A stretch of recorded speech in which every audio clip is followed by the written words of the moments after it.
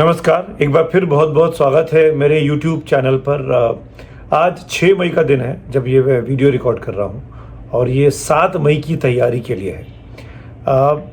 अब ये कहा गया है सरकार की तरफ से औपचारिक तौर पर कि हमको वॉर के लिए यानी युद्ध के लिए तैयार रहना चाहिए। दुश्मन की तरफ से अगर हमला हो, चाहे वो पाकिस्तान हो या फिर चीन की तरफ से, तो क्या तैयारियां करनी है, उस कोशिश में अब पूरी सरकार, पूरी प्रशासनिक व्यवस्था लग गई है।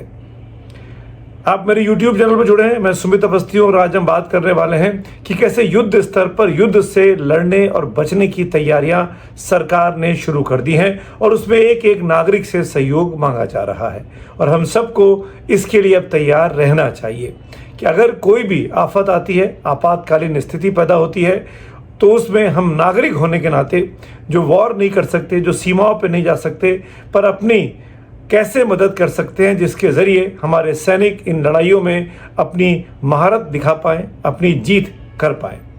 तो आइए बताता हूँ, 7 मई को अगर आपके शहर में ज़ोरदार सायरन सुनाई दे तो घबराइएगा मत।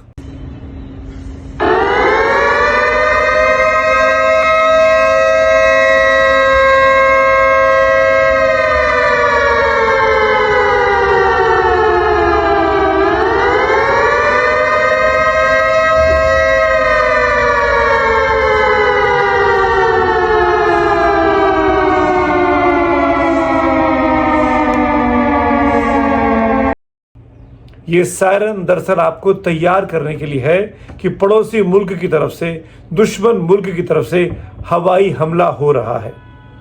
और इस सायरन का मतलब होगा कि आपको अपने घर के, अपने आसपास के इलाके की सब बत्तियां बंद कर देनी है। कोई भी लाइट, कोई भी टीवी, कोई भी फ़ोन ऑन नहीं रहना चाहिए जिससे भी रोशनी आती हो। बिल्कुल ब्लैकआउट, ब्लैकआउट मतलब ब्लैकआउट। और अगर आपको उस अंधेरे में किसी वजह से बिजली की आवश्यकता हो तो बहुत छोटी सी लाइट, जिसको मोमबत्ती बोलते हैं, उसका इस्तेमाल करें। तो घर में मोमबत्तियां रख लें।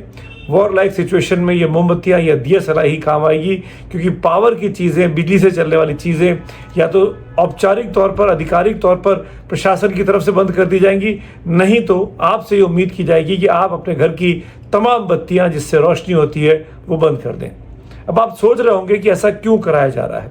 ऐसा इसलिए कराया जाता है, अधिकतर हवाई हमले रात के अंधेरे में होते हैं ताकि रडार पर वो जो लड़ाकू विमान है दुश्मन मुल्क के, वो पकड़े ना जा सके।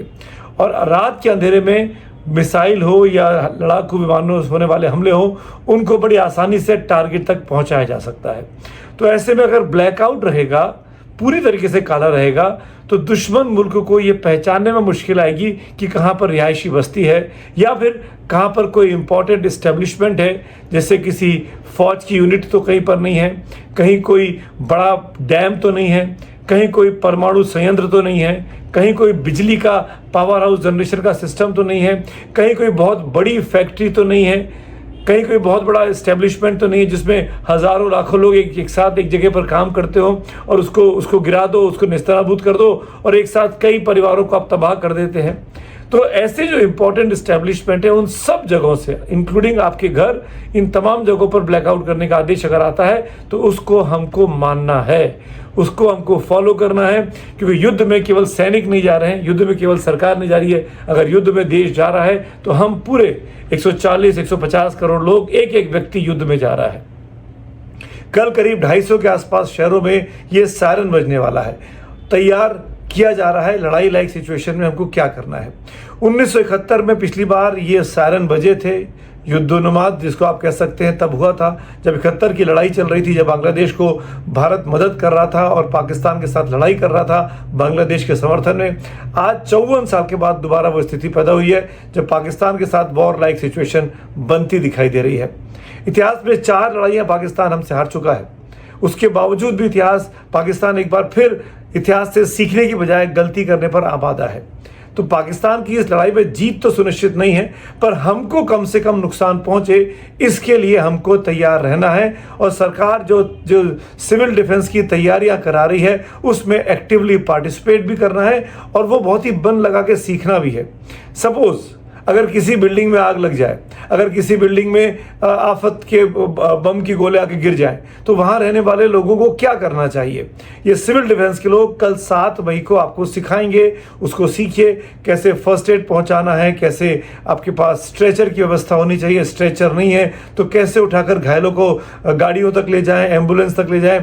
इन तमाम चीज़ों से कल की एक्सरसाइज में तैयार करेगी आपकी सरकार, आपकी प्रशासन। उसमें एक्टिवली ध्यान लगाकर, फोकस कर ध्यान देखिएगा, सीखिएगा, ताकि अगर युद्ध होता है और अगर आपके आसपास ऐसी कोई स्थिति पैदा होती है आने वाले दिनों में, तो आप लोगों की मदद कर पाएँ।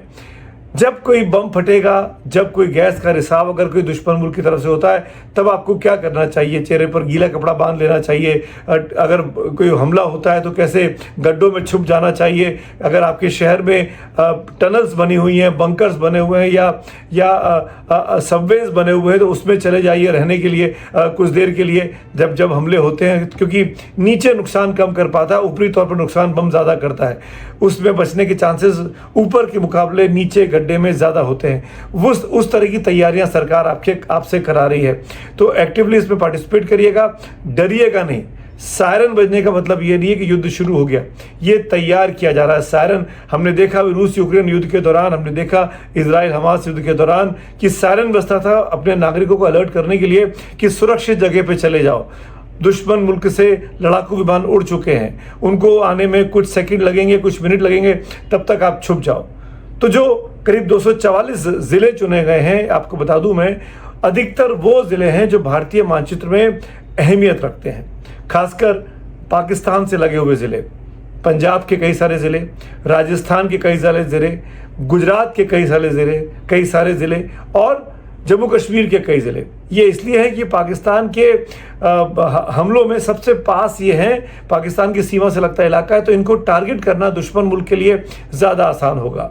इसके अलावा जो पूर्वोत्तर के राज्य हैं, असम हो गया, नागालैंड हो गया, अरुणाचल प्रदेश हो गया, उड़ीसा हो गया, पश्चिम बंगाल हो गया, वहाँ के भी ज़िले काफ़ी क्रिटिकल हैं उस तरफ भी, क्योंकि अगर भारत को इस बात का अंदेशा है कि अगर वॉर लाइक सिचुएशन पैदा होती है और वॉर अगर लंबा चलता है, तो पूर्वी सीमा पर जो मुल्क हैं, चाहे वो चीन हो, चाहे फिर आज की तारीख में बांग्लादेश हो, वो पाकिस्तान की अगर मदद के लिए आया तो उस इलाके के लोगों को कैसे सुरक्षित रखना है, ये भी ज़रूरी है। ये नहीं है कि पाकिस्तान वहाँ तक कोई वार कर पाएगा, कोई मिसाइल फेंक पाएगा, लेकिन अगर दूसरे मुल्क की तरफ से आए तो हमको क्या तैयार रहना है। इसीलिए इसके अलावा जो इम्पोर्टेंट शहर हैं, दिल्ली हो गया, मुंबई हो गया, दिल्ली में तो सारा का सारा राजनीतिक इस्टेब्लिशमेंट यही है, डिफेंस के सारे फोर्सेस के हेडक्वार्टर्स यही हैं, रक्षा मंत्रालय यहाँ है, प्रधानमंत्री कार्यालय है, तो दिल्ली के लोग तो अति संवेदनशील इलाके में आते हैं, तो उनको तो बहुत ज़्यादा चौकन्ना रहने की ज़रूरत होगी और इस सिविल डिफेंस की एक्सरसाइज में भरपूर मदद करनी होगी। इसी तरीके से जो बड़े बड़े पोर्ट्स हैं भारत की समुद्री सीमा से लगे हुए, वहाँ पर अगर हमला हो, मुंबई का इलाका हो गया, विशाखापट्टनम का इलाका हो गया, चेन्नई हो गया, वहाँ पर कैसे बचना है, गुजरात के मुंद्रा पोर्ट हो गया, इन जगहों के लोगों को कैसे सुरक्षित रखना है, उनको भी इस सिविल डिफेंस की एक्सरसाइज में भरपूर तैयारी के साथ सीखना होगा और मदद के लिए तैयार रहना होगा। फिर से मैं कहूँ, ये सिर्फ एक्सरसाइज है, मॉक ड्रिल है। आपको मानसिक तौर पर तैयार किया जा रहा है कि अगर दुश्मन मुल्क ऐसा करता है, उसकी तरफ से अगर पलटवार आता है, वो अगर हम पे हमला करता है, जैसे कि पाकिस्तान बीते 12 दिनों से 13 दिनों से हर रोज़ सीज फायर वॉल्यूशन कर रहा है और जम्मू कश्मीर की सीमा पर गोलीबारी भी हो रही है और गोलाबारी भी हो रही है, तो पाकिस्तान को समझना आसान नहीं है। वो कुछ भी कर सकता है, वो एक रोग स्टेट है, वो आप जिसको कहते हैं ना पागलों का देश है, वो कि पूरी तरीके से कंट्रोल में है अपनी आर्मी के। तो वहाँ की आर्मी कुछ भी कर सकती है, भारत को तंग करने के लिए, अपने अस्तित्व को वजूद में दिखाने के लिए वो लोग कुछ भी कर सकते हैं। इसीलिए हमको चौकन्ना और सचेत रहने की आवश्यकता है, ताकि हम अपनी तरफ से भारतीय फौज का, भारतीय प्रशासनिक व्यवस्था का इस युद्ध लायक सिचुएशन में जो मदद कर सकें वो करना है। सरकार के साथ हाथ में हाथ, सरकार के साथ इस